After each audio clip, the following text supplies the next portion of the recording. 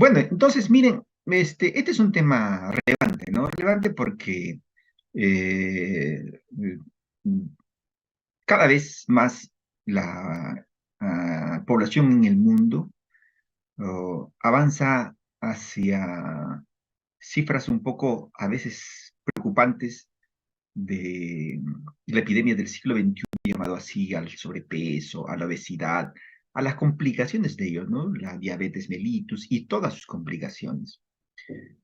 Eh, pero esta enfermedad que hace de pronto 2 décadas era casi una expresión mayor en las personas de mediana edad, cada vez se está adelantando la aparición de estos problemas, ¿no? Si bien es cierto, en la clasificación que ustedes ya conocen de la diabetes 1, de las personas insulino dependientes, existe obviamente un marcado, Pero no está compartiendo la pantalla.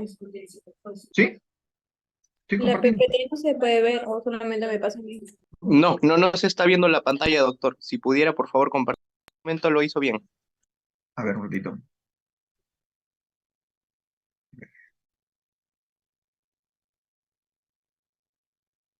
Ahí se ve, correcto. Sí, sí, Sí, doctor. doctor, ahora sí se ve. Bien, bacán. Gracias. Ya, entonces, si bien es cierto, nosotros podemos reconocer a la diabetes mellitus tipo 2 como insulino dependiente de una aparición medianamente tardía en las personas. Sin embargo, de hecho que este problema cada vez se está acrecentando mucho más en personas más jóvenes, inclusive en adolescentes, ¿no? Entonces, es una preocupación mundial y todos los países del mundo, en las Naciones Unidas, obviamente, a propósito de estos problemas de salud pública, se reúnen y adquieren compromisos. Fíjense lo que dice el secretario general de las Naciones Unidas en el año 2011, ¿no? Él dice literalmente que la prevalencia en aumento de la hipertensión arterial, la diabetes y la diabetes gestacional aumenta los resultados adversos en la salud materna y el embarazo. Y se plantea que mejorar la salud y la nutrición materna desempeña un papel importante en la disminución del desarrollo futuro de dichas enfermedades en la descendencia, ¿no? Entonces, si las Naciones Unidas lo ponen sobre el tapete como muchas otras enfermedades, yo creo que sí es importante entonces desarrollar el tema y obviamente que ustedes también puedan manejarlo, ¿no? Entonces, fíjese qué es lo que pasa en el Perú. En el Perú, el Estado peruano, a través del Instituto Nacional de Estadística e Informática, realiza estudios de manera periódica. Y eh, esta es una publicación del 2017, en la cual se evalúan a diferentes grupos poblacionales para ver la prevalencia de la obesidad, ¿no? Y fíjense, no sé si el puntero me está ayudando, pero la tabla 1 muestra la prevalencia de obesidad en niños menores de 5 años y la comparación es evidente en resultados mucho más preocupantes, ¿no? Fíjense, eh, el monitoreo del estado nutricional en este grupo de edad, por ejemplo, según el patrón de la OMS, según la plantilla de la OMS, teníamos 6,9% menores de 5 años que tenían obesidad el año 2007 al 2010. Y en el estudio que hace el ANAJO, el año 2013 al 2014, esa cifra sube a 9,3%. Fíjense, en niños menores de 5 años.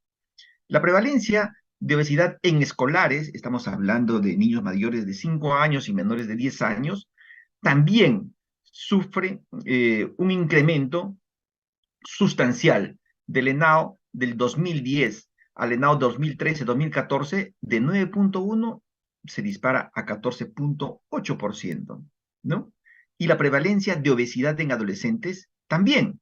Si el ENAO del 2010 decía que había 3,5% de adolescentes con obesidad, en el ENAO 2013-2014 hay un 7,5% de obesidad, ¿no? Y lo mismo pasa en los otros grupos etarios. Obviamente, una presentación de esta lámina solamente para poder mostrarles la preocupación también del Estado peruano, del Ministerio de Salud, de poder enfrentar esta epidemia que se le ha llamado así del siglo XXI. En realidad la obesidad ya está presente en todo el mundo, ¿no? Y ha sido declarada la epidemia del siglo XXI, y de hecho que esto conlleva a un riesgo mayor de presentar diabetes mellitus tipo 2, problemas de hipertensión arterial, de dislipidemia y obviamente también algunos tipos de cáncer. En los adolescentes ya se encuentran complicaciones como la resistencia a la insulina y el síndrome metabólico, ¿no? Creo que eso es importante destacar, ¿no? El Estado peruano, obviamente, desarrolla una serie de estrategias para poder mejorar la salud pública, o sea, dictar políticas públicas que puedan mejorar el problema de la salud de las poblaciones. El año 2013 se publica esta ley y obviamente su reglamento el 2019 y el objetivo de sacar esta ley de la alimentación saludable del niño, del adolescente, es precisamente para sensibilizar a las personas, ¿no? Sobre el consumo de calorías que se está ingiriendo todos los días en todas partes. Y obviamente, no sé si algunos de ustedes o muchos de ustedes han seguido las noticias durante los últimos años. Esta ley ha sido obviamente muy debatida y si las cosas se pudieran decidir solamente por el interés de la salud pública, ¿no? Hace rato que de repente hubiésemos estado con esta norma que existe en otros países vecinos, ¿no? Sino que hemos tenido que esperar la decisión política de los políticos para que puedan aprobar esta norma, ¿no? Y ha sido fundamental. Y es fundamental esto y profundizar su implementación, de hecho, que ayuda mucho o ayudaría mucho a la salud pública. Y ustedes cuando visitan los supermercados definitivamente encuentran todos los productos etiquetados que tienen los octógonos correspondientes cuando se encuentran con alto en azúcares, en sal, en grasas saturadas, ¿no? Entonces, cuando nosotros hablamos de diabetes gestacional, obviamente estamos hablando todo un capítulo dentro del problema de la diabetes propiamente, ¿no? De la diabetes mellitus. Sin embargo, es importante destacar antes de ingresar directamente al tema de diabetes gestacional, que la diabetes mellitus es la cuarta causa principal de muerte en el mundo y genera estos problemas, ¿no? Entre muchos otros, ¿no? La ceguera, las enfermedades renales, las amputaciones, las cardiopatías, los infartos, los accidentes cerebrovasculares, ¿no? Tienen más riesgo de hacer diálisis, tienen más riesgo de estar en cuidados intensivos, tienen más riesgo de entrar a trauma shock por diferentes problemas relacionados al metabolismo de la glucosa, ¿no? Entonces, esta diabetes gestacional, ¿no? Que se puede traducir como una hiperglicemia del embarazo, es un problema de salud pública global, lo reitero, ¿no? Y uno de cada 6 partos se produce en gestantes con hiperglicemia, ¿no? Y 84% de estas en pacientes con diabetes gestacional. Está muy asociado a mortalidad materna, ¿no? A la morbilidad materna, a la morbilidad y mortalidad perinatal, ¿no? En el espacio materno tiene sus complicaciones, obviamente, y en el espacio fetal también, ¿no? Y en el espacio del recién nacido también, y en las personas que han nacido producto de madres con hiperglicemia, con diabetes gestacional, obviamente también se ven las complicaciones de acuerdo a los estudios observacionales que se han hecho, ¿no?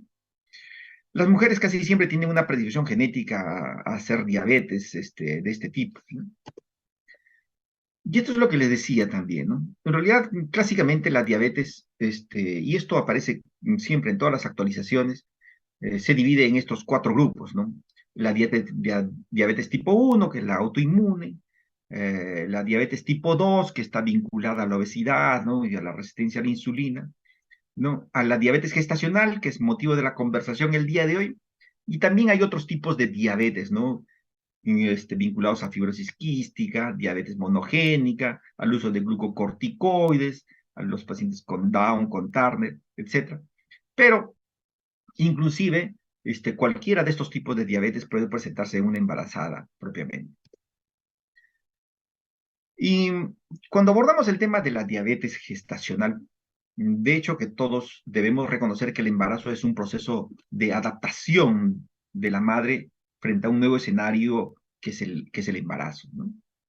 Entonces ahí se genera un equilibrio entre la madre, que tiene su propia carga genética, y el feto, que es un producto de una mixtura cromosómica, tanto del padre como de la madre, pero que en cierta manera no es homogéneamente idéntica a la madre, sino obviamente tiene características especiales del feto. Entonces, en este proceso del metabolismo de la glucosa, ¿no? Intervienen dos elementos fundamentales, ¿no?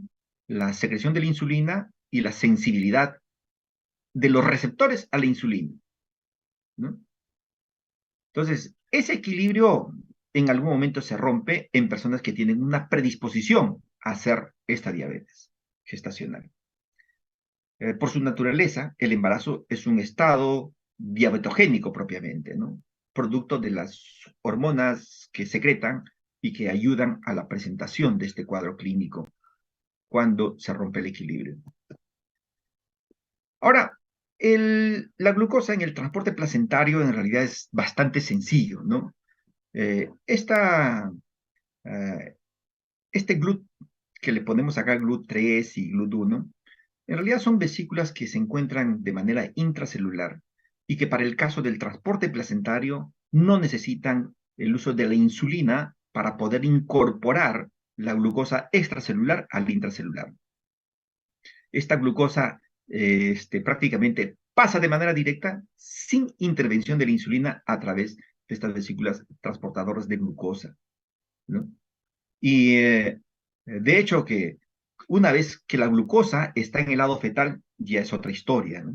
Los receptores de insulina que impactan en las células musculares, en los adipocitos, necesitan obviamente de esta hormona, la insulina, para poder incorporar la glucosa extracelular al intracelular, ¿no? Entonces, esto es lo que ocurre cuando se encuentra en las células musculares o en los adipocitos. La insulina regularmente se acopla a su receptor que está en la membrana celular y en este receptor de insulina, ¿no? Se genera una serie de transmisiones bioquímicas y modificaciones bioquímicas intracelularmente. ¿Para qué? Para que este GLUT4, esta vesícula que va a incorporar la glucosa del extracelular al intracelular, se active y viaje a la membrana celular e incorpore a través de esta sensibilización que tiene la membrana, producto de la acoplación del receptor con la insulina, ¿no? E incorpora la glucosa al intracelular, ¿no? Entonces es importantísimo que exista este proceso para poder incorporar la glucosa del extracelular al intracelular. Entonces, esto ocurre obviamente en gran parte de los tejidos, ¿no? Y sobre todo lo que nos interesa en el tejido adiposo y en el tejido muscular, que dependen fundamentalmente de la insulina, ¿no? A contraparte de lo que vimos anteriormente, atravesar la placenta, ¿no? Llegar a la circulación fetal es absolutamente sencillo, no necesita insulina para ese proceso. Pero en el lado fetal, bueno, y en el lado materno, en el lado del organismo del ser humano, para poder incorporar la glucosa extracelular al intracelular, ¿no? Se tiene estas vesículas llamadas GLUT4 que necesitan la acoplación de la insulina a su receptor. Esto es lo que normalmente ocurre, ¿no? Sin embargo, cuando nosotros vemos los procesos de resistencia a la insulina puede llegar al receptor, pero sin embargo, cuando existe insensibilidad a la insulina, ¿no? Este proceso no continúa. Simplemente esta vesícula no se acopla y por lo tanto no hay incorporación no hay incorporación de la glucosa extracelular al intracelular, ¿no? Entonces, esto es lo que ocurre de manera anormal. Esto es lo que ocurre de manera irregular cuando existe resistencia a la insulina. Y por lo tanto, ¿qué es lo que pasa? Hay un incremento de la glucosa en la sangre, ¿no? En este caso, hablaremos, por ejemplo, de la sangre fetal, porque no existe la incorporación de la glucosa al intracelular, va a haber un incremento de la glucosa en la sangre. Bueno, de hecho que en este proceso la madre no cuenta con los mecanismos de regulación para la hiperglicemia y como les comento, fácilmente la hiperglicemia materna se convierte también en hiperglicemia fetal porque automáticamente atraviesa la barrera placentaria, ¿no? Y Cuando eso ocurre, obviamente hay una hiperglicemia fetal. Normalmente en el embarazo, el páncreas de la mujer produce una determinada cantidad de insulina, ¿no? Esto es antes del embarazo.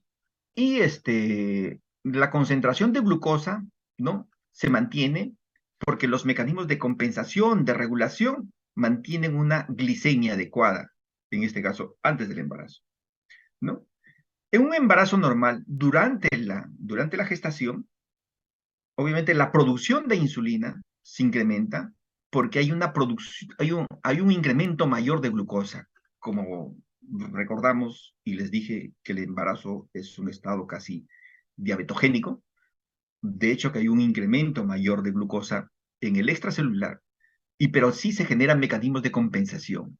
En este caso, puede ocurrir una disminución, un desequilibrio entre los receptores de la insulina con la insulina. Puede haber una disminución en ese mecanismo de acoplamiento. Pero sin embargo, una vez que termine el embarazo, ¿no? Todo vuelve a la normalidad.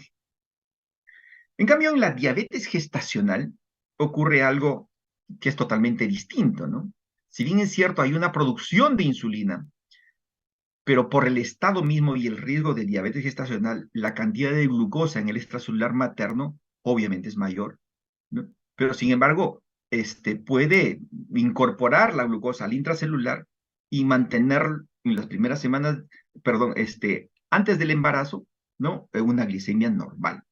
Pero cuando la mujer se embaraza, la producción de insulina continúa en la misma cantidad, la cantidad de glucosa se incrementa mucho más, la acoplación de los receptores de insulina a la insulina propiamente se ve interferida y de hecho hay mayor producción o mayor concentración de glucosa en el extracelular materno.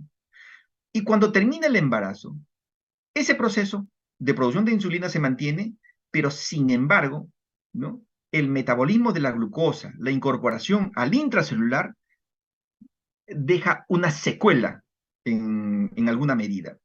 Y esa secuela obviamente se mide en los estudios observacionales que se han hecho. Y estas mujeres que hicieron diabetes gestacional, obviamente tienen más riesgo de hacer diabetes mellitus tipo 2, ¿no? Intolerancia a resistencia a la insulina, eh, y obviamente las complicaciones que de ello provienen. Esto es lo que ocurre durante el embarazo. Vamos a ver, obviamente estos son los factores de riesgo. Este es el lado materno, este es el lado placentario y este es el lado fetal. Dentro de los factores de riesgo que determinan la resistencia a la insulina está la etnicidad, eso también está estudiado, ¿no? Nosotros los latinos tenemos un riesgo importante, en promedio mayor que que otros grupos poblacionales en hacer diabetes en algún momento de nuestra vida, ¿no? La inactividad física, ¿no? De hecho que eso se ha visto muchísimo, por ejemplo, en la época de la pandemia, cuando todos estábamos prácticamente en casa y no teníamos mucha actividad física, ¿no? Y eso, de hecho, genera obesidad y resistencia a la insulina, obviamente, ¿no? La composición de la dieta, que en realidad la alimentación desde la vida intrauterina, pasando por la primera infancia, de ser adolescente, viene asociada no solamente por las necesidades calóricas, sino por la influencia y las costumbres que tenemos las familias de tener una alimentación muy rica en carbohidratos, en grasas y en colesterol, en grasas saturadas, ¿no? Entonces, modificar eso es bastante complicado, bastante difícil, pero yo creo que debemos ir en esa dirección. Y de hecho, el síndrome de ovario poliquístico y la hipertensión, ¿no? Después de la pandemia, cuando aperturamos los consultorios, ha habido una avalancha de atenciones que se han tenido que responder y la obesidad en las mujeres jóvenes, el sobrepeso en las mujeres jóvenes, finalmente se podía evidenciar, manifestar como síndrome de ovario poliquístico en ellas, ¿no? De esto hemos conversado en algún momento con los alumnos de la práctica, ¿no? Y el tratamiento, obviamente, de este problema es fundamentalmente dietético. ¿no? Entonces, todos estos factores de riesgo y muchos otros más que lo vamos a ver en un momento generan insulina resistencia, ¿no? Esto, potenciado por otros elementos como el factor de necrosis tumoral, el lactógeno placentario, la hormona de crecimiento placentario, los estrógenos, la progesterona, el cortisol, ¿no? Esto genera que los niveles de glucosa estén elevados. Esto también genera que los niveles de triglicéridos y el recambio de los aminoácidos esté incrementado. Todo esto, ¿no? Puede generar resistencia a la hiperglicemia. La glucosa, o sea, del lado materno, la glucosa fluye prácticamente sin ningún tipo de barrera al lado fetal, ¿no? Y lo que ocurre en el lado fetal es que si tiene aminoácidos, si tiene glucosa, si tiene todos los elementos, obviamente va a haber un crecimiento fetal mayor, ¿no? Va a haber un crecimiento fetal mayor. Entonces, eso es lo que ocurre y esa es la explicación por la cual, obviamente, nuestros bebés de madres con diabetes gestacional tienen un peso mayor, ¿no?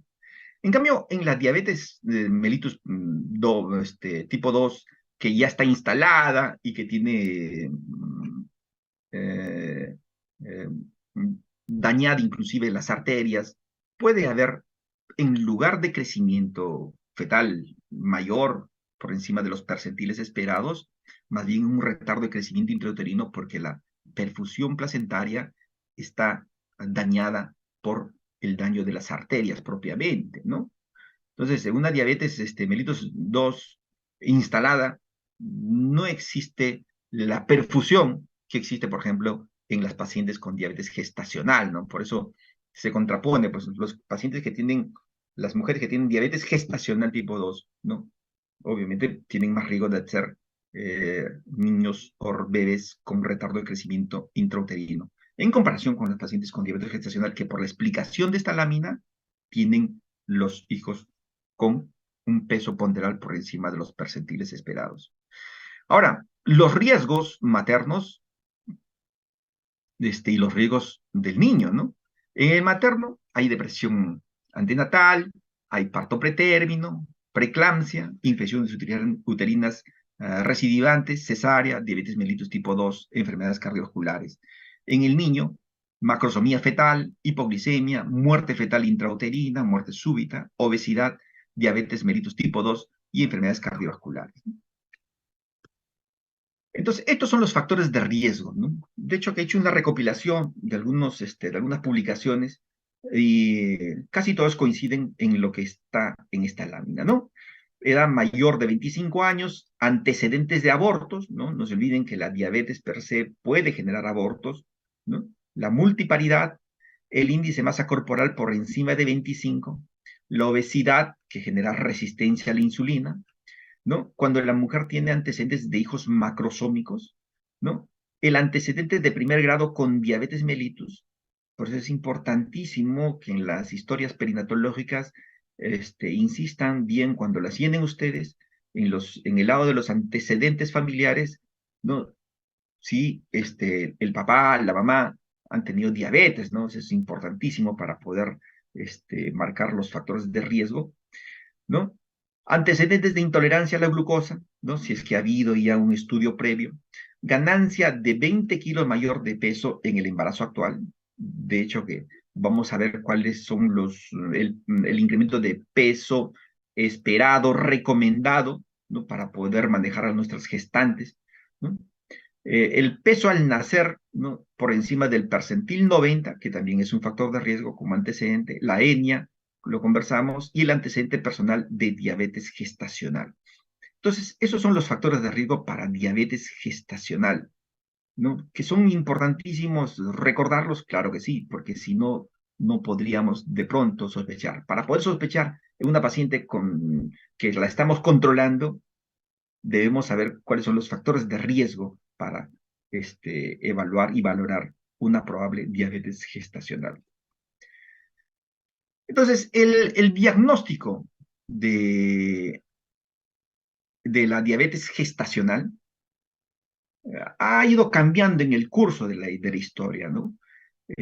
Sullivan en 1964 planteaba, por ejemplo, estos criterios diagnósticos, estos valores de glicemia como criterios diagnósticos para poder eh, eh, manejar una paciente embarazada con diabetes gestacional.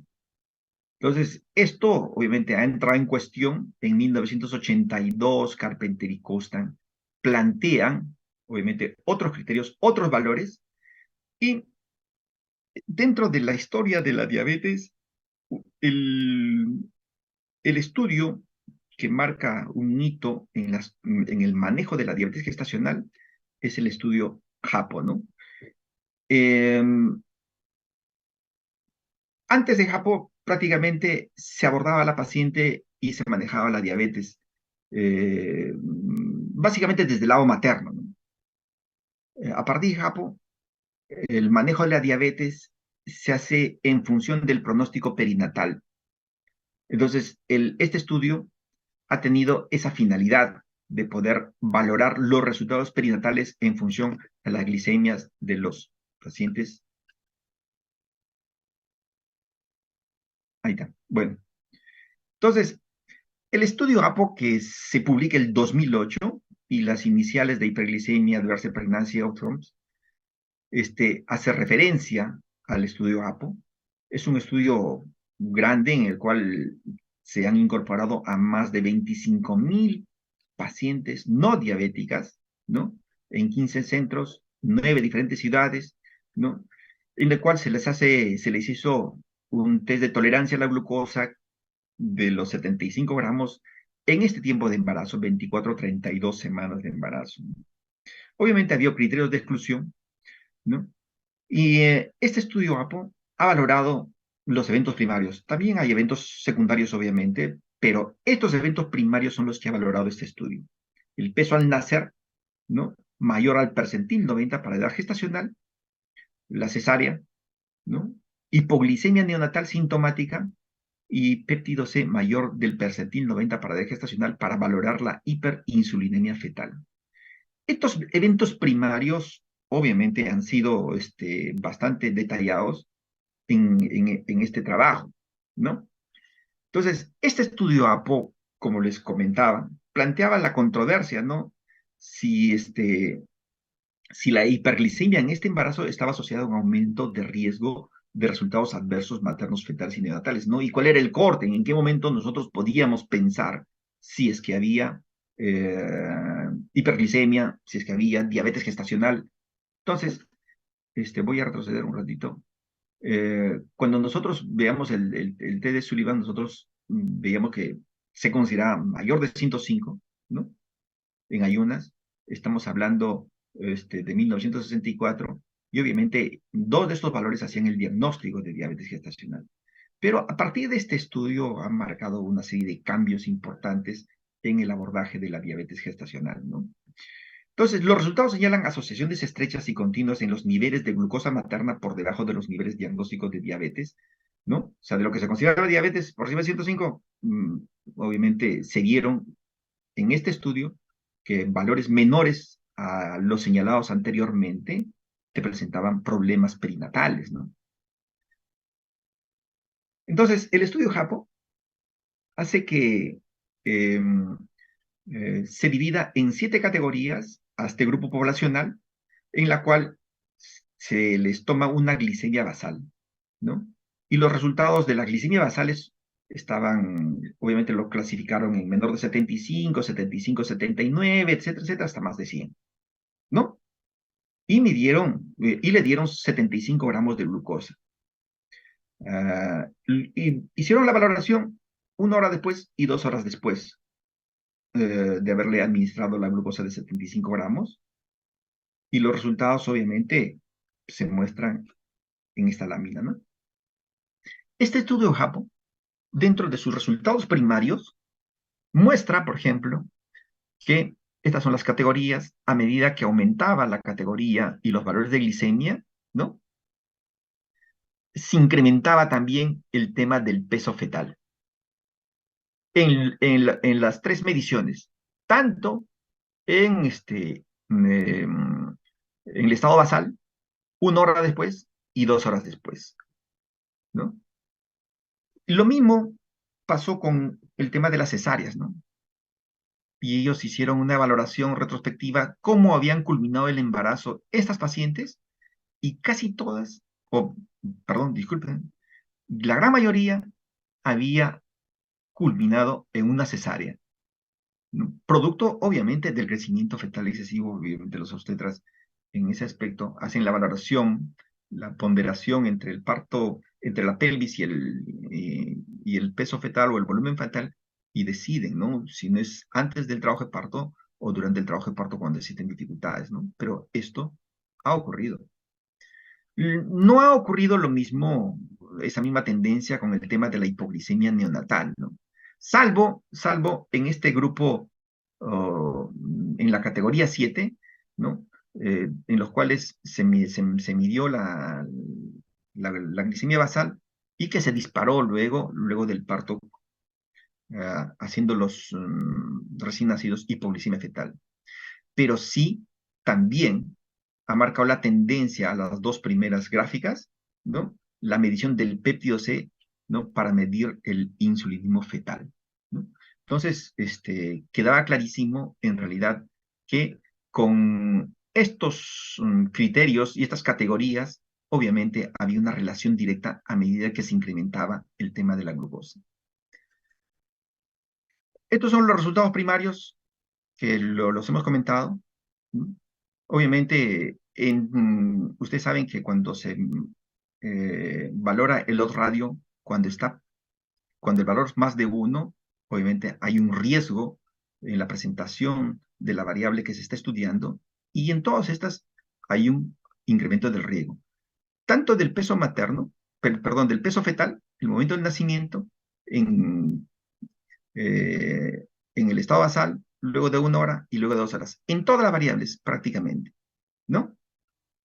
Y en los resultados secundarios, ¿no? Ha tenido la misma tendencia, ¿no? Parto pretérmino, distocia de hombros, que los bebés hayan ingresado a cuidados intensivos neonatales, presentar hiperbilirubinemia y preeclampsia, ¿no? ¿Cuáles fueron los valores de glicemia que se consideraron para poder incorporar a este grupo de ayunas a los mayores de 92, a los mayores de 180 acá a la hora, y mayores de 140 gramos por decilitro de glucosa? Entonces, producto de este estudio, el mismo año 2008, hay una reunión de la Asociación de Diabetes, Asociación Internacional de Diabetes en el Embarazo, ¿no? Y ellos definen que un valor en ayunas mayor de 92, obviamente, se podía considerar como diabetes gestacional. Si a la hora de tomarle el resultado, el valor era de 180 gramos por decilitro, también. O si a las 2 horas el valor era por encima de 153, también. Entonces, esto es clave que también lo recuerden, ¿no? De acuerdo a los resultados del estudio de Japo, un valor más de 92 en ayunas hace el diagnóstico de diabetes gestacional. Un valor más de 180 gramos por decilitro a la hora de tomar la glicemia también hace el diagnóstico. Y a las 2 horas, si la glicemia es mayor o igual a 153, también hace el diagnóstico. Un valor, cualquiera de ellos, hace el diagnóstico. No es necesario que existan dos valores, sino un valor de uno de ellos hace el diagnóstico. Y es en función a esto que gran parte de las guías en muchas partes del mundo se han adoptado para poder valorar el tema de la diabetes gestacional. Bueno, de pronto, como resumen de esta presentación del estudio Japo, dice que en la actualidad, obviamente, los criterios diagnósticos de la diabetes gestacional se dan en función a los resultados perinatales, ¿no? Ya no se trabajaba ciega, ya no se trabaja ciegas como antes se hacía. Estamos pensando ahora en lo que va a venir en el resultado perinatal. Entonces, el estudio de la glicemia, ¿no? Siempre había una controversia antes del estudio Japo, ¿no? Y años después también, si nosotros hacíamos el estudio de un solo paso o el estudio de 2 pasos. El estudio de un paso es lo que hemos detallado, ¿no? En el estudio HAP, ¿no? Se utiliza 75 gramos de glucosa, tiene que estar la paciente en un ayuno de 8 a 14 horas y con un valor mayor o igual a lo que vamos a comentar. Entonces, el estudio de la diabetes gestacional, a pesar de que en el estudio JAPO se hizo entre las 24 y las 32 semanas, la recomendación actualmente es que se debe hacer a toda mujer embarazada entre las 24 y 28 semanas de embarazo. Entonces se plantea un paso, como se planteó en el estudio JAPO, el ayuno mayor de 92 hace el diagnóstico. A una hora, la glicemia mayor de 180 también hace el diagnóstico, y a las 2 horas, la glicemia mayor de 153 también hace el diagnóstico, ¿no? El estudio de 2 pasos ya no se realiza mucho, pero sin embargo es importante pasarles el dato a ustedes porque de pronto les preguntan en el examen. En el estudio de 2 pasos, en este mismo periodo de embarazo, se hace el estudio con 50 gramos de glucosa. 50 gramos de glucosa no requiere ayuno y se mide la glicemia en 1 hora. Si sale más de 130, obviamente se hace el segundo paso. Y el segundo paso se valora con 100 gramos de glucosa y el ayuno de 8 a 14 horas y 2 valores iguales o mayores a lo que está señalado en esta tablita, ¿no? Pero, de hecho, que esto ya no se está haciendo, ¿no? De pronto hay algunos todavía, pero la gran mayoría de las guías en el manejo de la diabetes utilizan el criterio de un solo paso, el diagnóstico de las glicemias de un solo paso. Ahora, el diagnóstico depende mucho, como les comentaba en algún momento de la reunión, de los criterios de sospecha, ¿no? Si nosotros nos encontramos frente a un feto grande, ¿no?, que está creciendo por encima del percentil de acuerdo a su edad gestacional, si es que hay polidramios, si es que en el curso de ese embarazo, por ejemplo, ha habido muerte fetal súbita intrauterina, hay que sospechar que pueda tratarse de diabetes gestacional. Y la muerte súbita intrauterina se da en pacientes aparentemente normales que ingresan por otra causa, pero sin embargo en el curso de su hospitalización, ausencia de latidos fetales en algún momento. Entonces, ese tipo de situaciones ameritan a pensar de que puede tratarse de una diabetes gestacional, ¿no? Ahora, hay que hacer la valoración de los factores de riesgo, lo que le hemos señalado, creo que los 10 o 11 factores de riesgo que han estado en la lámina, ¿no? Y puede pasar desapercibida si no se hace la glicemia y la prueba la tolerancia a la glucosa, ¿no? Actualmente se está midiendo la glicemia en todas partes, en todos los controles prenatales, en el primer trimestre de embarazo. Pero, como verán ustedes, no hemos hecho el comentario hasta ahora, ¿no? Si en el primer trimestre se hace el diagnóstico, ¿no? Porque en realidad ese estudio APO se hizo entre las 24 y 28 semanas de embarazo. Pero luego vamos a ver, obviamente, algunas guías que han salido en el Perú, sobre todo en el San Bartolomé, sobre cómo hacer el diagnóstico de diabetes gestacional en el primer trimestre de embarazo, ¿no? Y eso obviamente mejora el pronóstico perinatal sin ninguna duda, ¿no? Porque el manejo dietético, que es fundamental, y la ayuda de algunos medicamentos como la insulina o la metformina podrían mejorar el pronóstico.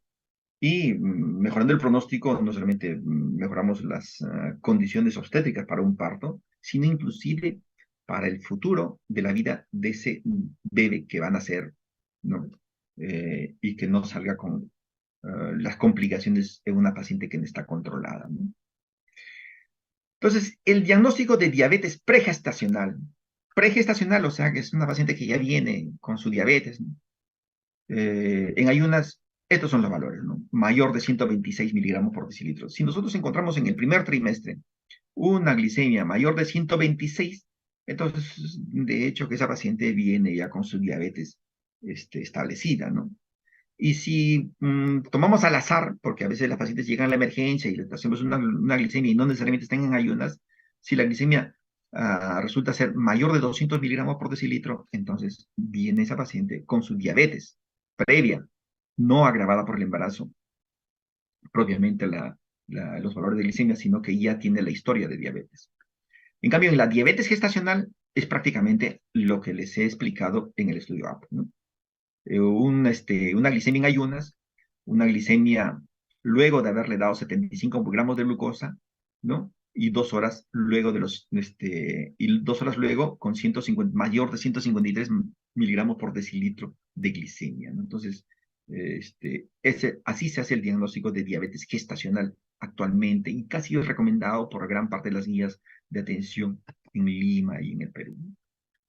Entonces, esto es lo que les comentaba, ¿no? ¿Cómo hacer el diagnóstico en el primer trimestre? Y ese es un tema que hasta ahora no se ha abordado, porque la fisiopatología de la diabetes se explica obviamente por el incremento de las hormonas placentarias, ¿no? Y eso ocurre, pues, efectivamente entre la semana 24 y la semana 28. Pero este es un fluxograma en la cual se ha hecho un consenso peruano entre la Sociedad Peruana de Diabetes, la de Ginobstetricia, pero básicamente para poder abordar y encontrar una salida a esta incógnita, ¿cómo hacemos del diagnóstico de diabetes gestacional en el primer trimestre? La glicemia en ayunas, obviamente, se tiene que tomar a todas las pacientes. Si sale menos de 92 gramos por decilitro, no los exonera de que no tenga diabetes en el futuro, diabetes gestacional en este embarazo. Y si sale menos de 92, obviamente vamos a hacerle el test de tolerancia a la glucosa entre la semana 24 y la semana 28. Si la glicemia está entre 92 y 125, le repetimos la prueba. Y si sale 92, entre 92 y 125, podemos nosotros afirmar que estamos frente a un caso de diabetes gestacional. Si es que el resultado de la glicemia sale mayor de 126, ¿no? Le repetimos y vuelve a salir mayor de 126, entonces se trata de una diabetes pregestacional. Si tenemos una glicemia al azar y sale, obviamente, esto está mal, debe ser más de 200, obviamente estamos frente a una diabetes pregestacional, ¿no? Entonces, eso es lo que podríamos hacer en el caso peruano. Creo que ahí faltan algunas consideraciones especiales que creo que van a tener que abordarlo en los próximos meses, años, este tema de la diabetes y el diagnóstico en el primer trimestre del embarazo. Ahora, ¿cuáles son las complicaciones de la diabetes gestacional? ¿No? Hay complicaciones para la madre, hay complicaciones para el feto, hay complicaciones para el recién nacido y hay complicaciones para el adulto. En la madre, obviamente, hay mayor riesgo de preeclampsia, de cesárea, ¿no? Y también, obviamente, de obesidad, de sobrepeso, esas cosas. En el feto, ¿no? Hay un riesgo mayor de macrosomía fetal, de feto grande, feto que pese más de 4 kilos. Hay un mayor riesgo de que estos fetos tengan una hipertrofia del tabique interventricular, cardiomiopatía o agenesia del sacro, ¿no? Estas son las complicaciones descritas en el feto. Y en el recién nacido, obviamente, las va a llevar los problemas que tiene el feto, ¿no? Pero generalmente se describe hipoglicemia, policitemia, hipocalcemia, hipomagnesemia e ictericia. Y como la historia no acaba, se traslada hacia la época adulta de estos mismos ciudadanos, ¿no? Y el riesgo de hacer diabetes mellitus en la etapa adulta es mayor, enfermedad coronaria y todos los problemas que derivan de los problemas metabólicos, ¿no? Como comentamos en el momento. A ver, ¿qué es lo que se hace en la diabetes gestacional? En la diabetes gestacional, cuando nosotros obviamente en el control siempre hacemos un monitoreo materno-fetal estricto cuando se trata de estos pacientes, porque ya saben los problemas en los cuales nos podemos involucrar y las gestantes tienen que ayudarnos en el monitoreo.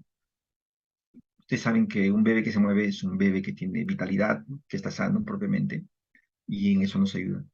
Hay que descartar que esta paciente sea portadora de hipertensión arterial crónica. Hay que hacerle glicemias seriadas, ¿no? Cuando ya obviamente estamos frente a un diagnóstico de diabetes gestacional. Hay que descartar infecciones, que de por sí la hiperglicemia puede incrementar los riesgos. Y la evaluación con ultrasonido, ¿no? Que es fundamental. Ahora, ¿qué se hace con el ultrasonido? Se hace una evaluación de malformaciones fetales, la hiperglicemia, la diabetes instalada per se, puede generar malformaciones fetales, ¿no? Propiamente la diabetes gestacional, obviamente no ocurre lo mismo. Hay que valorar el monitoreo del crecimiento fetal, sobre todo la circunferencia abdominal cuando se encuentra por encima del percentil 75. Hay que valorar el líquido amniótico porque puede haber polidramios y de hecho que eso puede indicarnos de ya un problema en el embarazo. Hay que hacerle una ecografía morfológica entre la semana 18 y 22, precisamente para ver si es que existe alguna alteración anatómica en el producto. Hay que hacerle una ecografía Doppler periódicamente luego de la semana 26 y un perfil biofísico ecográfico luego de la semana 32. ¿Y qué tenemos que hacer con estas pacientes que tienen diabetes gestacional? ¿No? Hay dos cosas que hay que hacer definitivamente, ¿no? En principio, la dieta es fundamental. Nunca se debe recomendar una dieta que no sea menor de 2.000 calorías por día, porque la idea no es que una paciente obesa con sobrepeso no incremente de peso, pero hay que saber manejarlo, hay que saber hasta cuánto puede incrementar de peso una paciente con obesidad o con sobrepeso, ¿no? Y la actividad física, que es también fundamental, ¿no? En lo que se puede hacer, porque hay algunas pacientes que tienen muchas dificultades por el crecimiento del abdomen, ¿no? O por su propia condición. Entonces, siempre es importantísimo la dieta, ¿no? Y hay que hacerle una recomendación, una evaluación por el nutricionista para que le dé las recomendaciones correspondientes.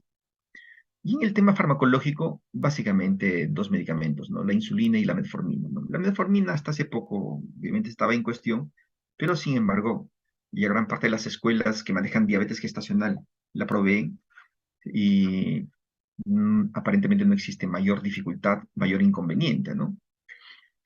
Em, Siempre como, esta es una enfermedad que hay que manejarlo multidisciplinariamente, siempre se llama al endocrinólogo, ¿no? Para que maneje el tema de la glicemia, ¿no? Y obviamente nosotros hacer la parte obstétrica y controlar adecuadamente el embarazo, ¿no? En el primer control prenatal uno tiene que individualizar el plan de ganancia de peso adecuado para cada gestante, ¿no? Acá tenemos este cuadrito en embarazo único y en embarazo doble, ¿no? ¿Cuánto tiene que incrementar el peso materno? Esto también es una recomendación prácticamente casi oficial, que está en todas las guías de atención en Lima, por lo menos. Cuando las pacientes tienen un bajo peso, tienen un índice de masa corporal menos de 18.5, la recomendación obviamente es que pueda ganar entre 13 a 18 kilos, ¿no? Porque de hecho, que estando delgada, necesita ganar peso, ¿no? Porque sus reservas obviamente son mucho menores en comparación a una persona que tiene un índice de masa corporal de 18.5 a 24.9, que es el rango de la normalidad. El incremento del peso debe ser entre 11 a 16 kilos, ¿no? Y si tiene un embarazo doble, de 17 a 25 kilos, de hecho que tiene que ser un poco más, definitivamente. El sobrepeso, cuando las mujeres tienen un índice de masa corporal de 25 a 29.9, la recomendación de incrementar peso es de 7 a 11 kilos, ¿no? En un embarazo único y de 14 a 23 kilos en un embarazo doble. Y cuando los pacientes son diagnosticados de obesidad con un índice de masa corporal de 30 o más, la recomendación es que deben ganar de 5 a 9 kilos. Y en un embarazo doble de 11 a 19 kilos. Entonces, esto es fundamental, ¿no? Esto es fundamental. La verdad que quienes atendemos a gestantes con sobrepeso, con obesidad, la verdad que el parto se hace dificultoso, el parto vaginal, inclusive en la para valorar la ponderación fetal propiamente cuando llegan en trabajo de parto, ¿no? Y en trabajo de parto, obviamente, si es que ya existen dificultades en el tema del descenso, de la dilatación o de la incorporación, y vemos que las posibilidades de un parto vaginal no van a ir en una dirección que uno espera, entonces uno define por la cesárea, ¿no? Y bueno, creo que es importante señalar estos valores para poder recomendar a nuestros pacientes y controlarlas sobre todo, ¿no? ¿Cuáles son los objetivos del tratamiento? Los objetivos del tratamiento es que en los controles posteriores al diagnóstico de la diabetes gestacional, con el manejo dietético de los ejercicios o con el manejo farmacológico, podamos garantizar que la glicemia, por ejemplo, en ayunas esté entre 75 y 92 miligramos por decilitro. Y 1 hora postprandial menos de 140 y 2 horas postprandial menos de 120. La vía del parto en realidad se hace de acuerdo a las condiciones obstétricas. El parto vaginal recomendado en pacientes controladas con bienestar fetal adecuado. Si no tenemos una paciente controlada, entonces ahí hay que hacer una evaluación especial, ¿no? Y obviamente el parto vaginal se recomienda en pacientes que tienen un peso fetal con compatibilidad fetopélvica, ¿no? Puede haber una pelvis ginecoide, pero con un feto grande, más de 4 kilos, 4,500, y eso va a dificultar, entonces mejor se define por un parto por cesárea, ¿no? Y este parto por cesárea se recomienda pues en pacientes no controladas, ¿no? Y con bienestar fetal inadecuado y con fetos grandes que podrían generar problemas de distocia en el momento del parto. Y en el control del posparto, ya para terminar, como nosotros habíamos comentado, que las secuelas que deja una diabetes gestacional es que es una candidata casi segura para que en el futuro pueda ser diabetes, ¿no?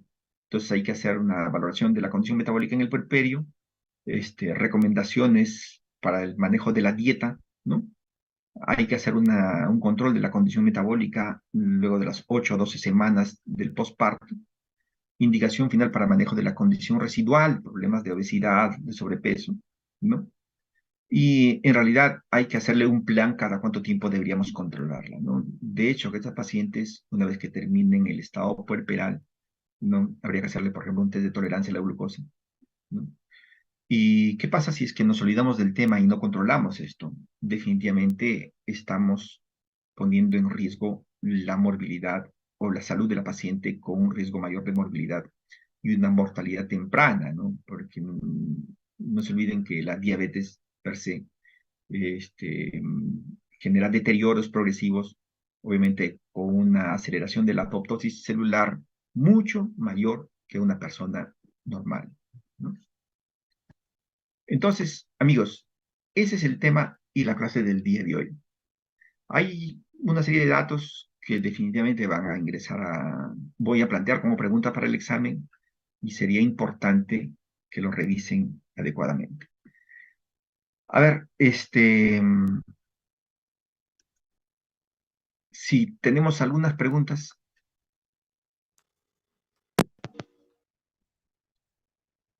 Doctor, buenas tardes. Hola, hija, ¿qué tal? ¿Cómo estás? Sí, doctor, disculpe, ¿cada cuánto tiempo dijo que se tenía que controlar? Bueno, para hacer el diagnóstico de diabetes gestacional, siempre hay un tamizaje al inicio del embarazo, ¿no? Ya les he presentado en la tablita cuál es el criterio para poder plantear esto, ¿no? Obviamente, si sale menos de 92 en el primer trimestre del embarazo, o sea, el siguiente paso es hacerle el, eh, el dedo de tolerancia entre las 24 a 28 semanas de embarazo, ¿no? Y luego, si es que nosotros le diagnosticamos de diabetes, este es el cuadrito, si nosotros identificamos entre 92 y 125, y por ejemplo, eh, le hacemos la prueba de tolerancia a la glucosa, perdón, y controlamos la glicemia, de todas maneras hay que hacerle una prueba de tolerancia a la glucosa entre la semana 24 y 28. Ahora, obviamente ya cuando estamos en el, en el control del embarazo, yo creo que habría que hacer por lo menos cada 4 semanas un control, de la glicemia posteriores al diagnóstico, obviamente. Pero si no tiene el diagnóstico, obviamente se trata como una gestante normal, ¿no? Pues eso también dependiendo de cómo vaya la evolución del embarazo, ¿no? Ya, doctor, muchas gracias. A ver, muchachos, ¿alguna otra pregunta?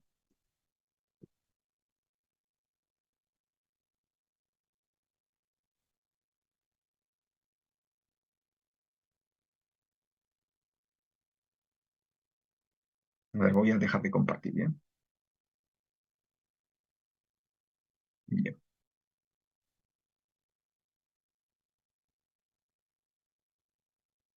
A ver, Alfonso Serpa. ¿Alfonso Serpa?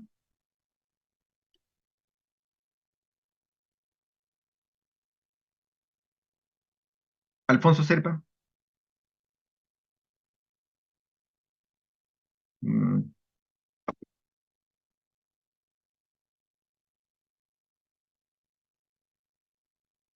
ya, vamos a considerar que no está. ¿Alfredo Campos?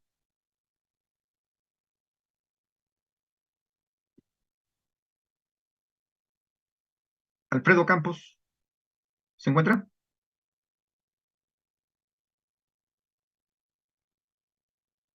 Bueno, vamos a pasar al azar.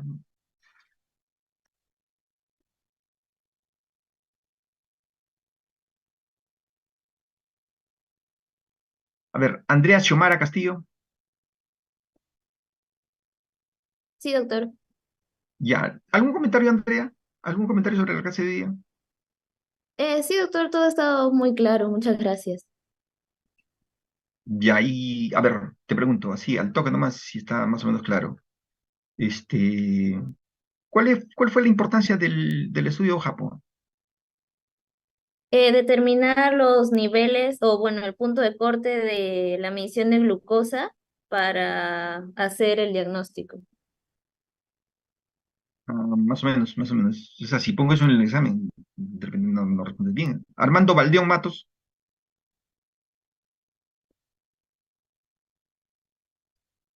Armando Valdeón.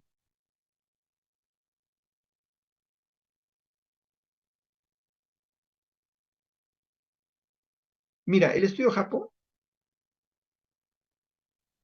hace la medición de glucosa pensando en encontrar efectivamente un corte, pero en función de los resultados perinatales, ¿no?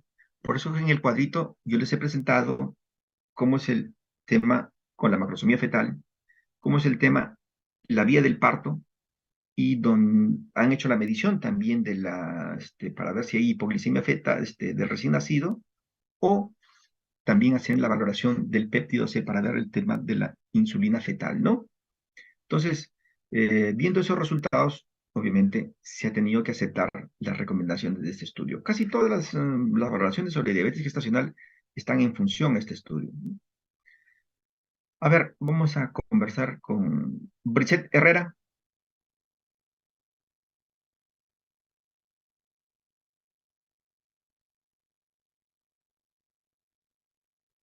Bridget, bueno, Armando Valdeón dice que su micrófono está fallando. A ver, Bridget,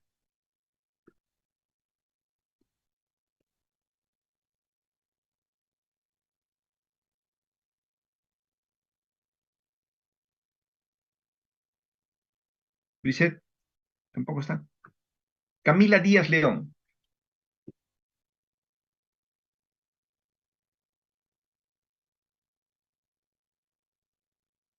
Camila,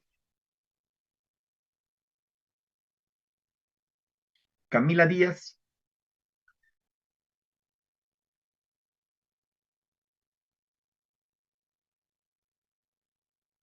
A ver, Cecilia Huerta.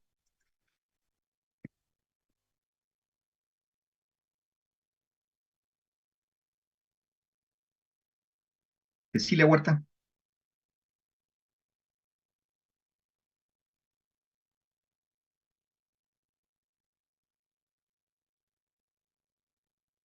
Daniel Quesada. Sí, doctor, buenas tardes. Hola, Daniel. Dime, ¿y algún comentario? Mm, todo claro, doctor. A ver, señálame, Daniel, ¿cuáles son los factores de riesgo para diabetes gestacional? Como factor de riesgo tendríamos que mencionó mayores de 25 años, haber tenido abortos, multíparas, bueno, obesidad, ¿no? IMC elevado, antecedentes de diabetes mellitus gestacional, haber sido macrosómicos, si no me equivoco también. Claro. Ujú. Bien, bien, bien. Entonces, Doctor, vamos a dar por... disculpe, yo tengo una pregunta. ¿Quién habla? Yo, doctor. Litze, Sí, una pregunta. En dime. su diapositiva de cómo diagnosticar diabetes gestacional en el primer trimestre, dice que se va a repetir el examen cuando tenga más de 92 en ayunas. ¿Esa repetición es en el primer trimestre o es a las 24 semanas todavía?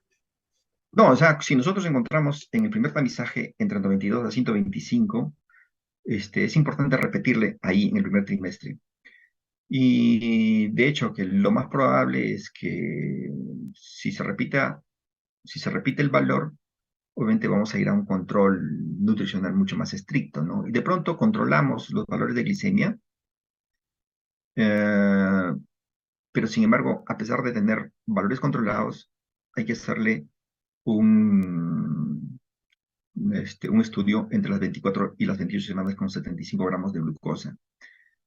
El, uno de los cuestionamientos mayores a este tipo de planteamientos de diabetes gestacional, de hacer el diagnóstico de diabetes gestacional, es que como los niveles de glucosa descienden para hacer el diagnóstico, es que se pueda sobrediagnosticar. Bueno, esa siempre ha sido la crítica, ¿no?